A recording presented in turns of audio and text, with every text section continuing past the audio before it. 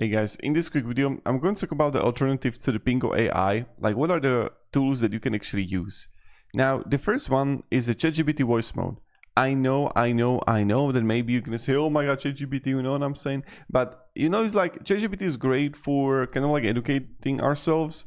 So for actually like learning the language or something. So this is something that you can actually like test out for yourself to see if you like it. Another one is called like Gliglish. So you can learn languages by speaking with AI, and when you're gonna click here on the pricing, that you can like start it now and check out for yourself. You see like free plan here, 10 minutes a day, and you have like up to 50 messages. But this is like another one that you can actually like test out for yourself.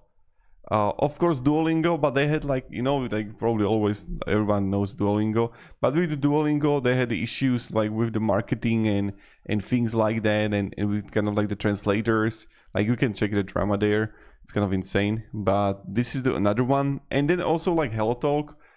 Now this is another one that you can also check out for yourself, and many times they're kind of like the similar ones. It really depends like what you're expecting and how you feel when you want to use it.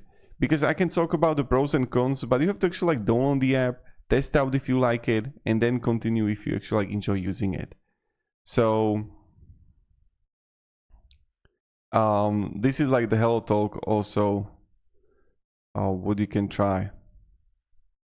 So thank you very much for watching. I hope this video provided a little bit of value, and have a great day and goodbye.